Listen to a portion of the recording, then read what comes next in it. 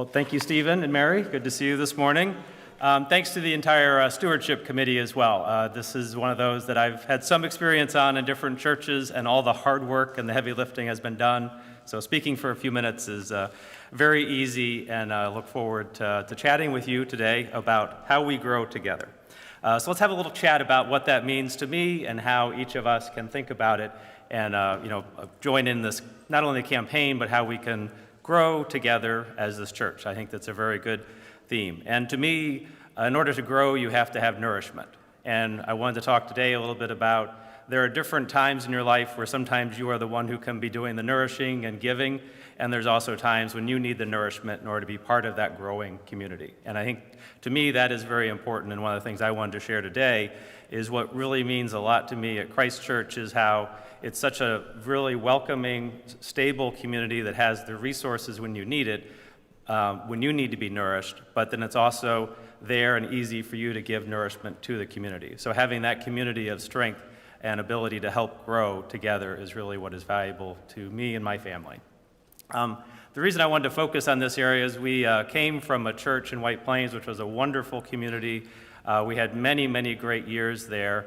As our child was growing, they were baptized there, went to Sunday school there. We were very active in the church, and we're at a point where we're able to spend a lot of time there. So like many of you, we kept getting called to help nourish that community, which was lovely for many years. At a point in time, you look back, and I was the head of the trustees. My wife was the head of the church council. We were very involved, to say the least, but the church was not growing, and as we looked around, we were giving a lot of nourishment. We were getting some nourishment back, but we realized that, we look at Sunday school. There's a wonderful group here. Often our child would be the only child in Sunday school, and it was a scramble to find your resources for that. So that was one of those, we started to feel like that was a very difficult community. The Methodists in general were struggling with a lot of geopolitical policy issues. So all of our meetings were about intergalactic, very fundamental right discussions, about different continental congregations of the Methodist Church, as opposed to our community and what we needed to grow, both as individuals as well as a congregation. So as we were going through that, we started to have some of our own family challenges with parents passing away. My mother passed away this summer.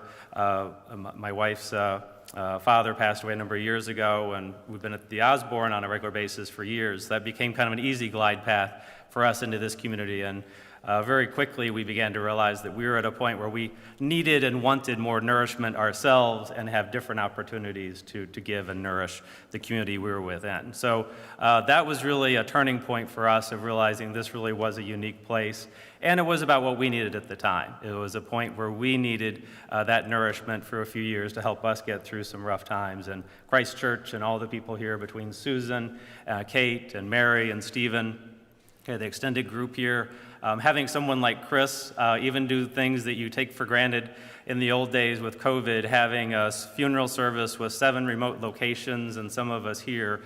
Chris is a miracle worker. If any of you haven't experienced that in person, just absolutely phenomenal. My whole family was just amazed at how well that came together.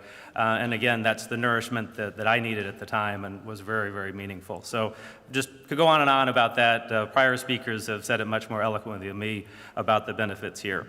But to me, I just really wanted to reinforce the understanding where each of you is in your journey, how you can be nourished by the church, and really understanding what you can do to nourish the church at the right time. And there's many ways to do that. My child, I'm not sure that they would say they love to do it, but acolyting and getting back to normal times of carrying in the cross and doing things on top of Sunday school, just the routine and the support and the community here is always very helpful. And just hour by hour, day by day, way beyond these walls, this community is incredibly nourishing and incredibly supportive. So many ways we can all look to nourish each other and to receive nourishment from this wonderful community. Of course, the reason I'm up here is this little financial thing that we do every year, and I always look at that as well as that's an intentional part of the nourishment process of what you can do to contribute for nourishment, and it does come back obviously to the broader community of how we can help out.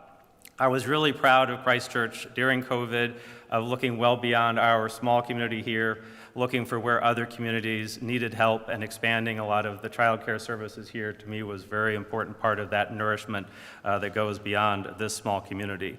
I wanted to leave you with two final thoughts. One is just very seriously and intentionally think about how you can be better nourished by Christ Church. There's so many great resources here, so many people in this congregation that are there to, just if nothing else, have a cup of coffee, talk to you, or provide more resources. But then, more importantly, even especially today, is think about how you can help nourish Christ Church, not only financially, but with your time and your involvement and your support. So the final thought is, I turned in my pledge card last weekend. Have you turned in yours? Thank you.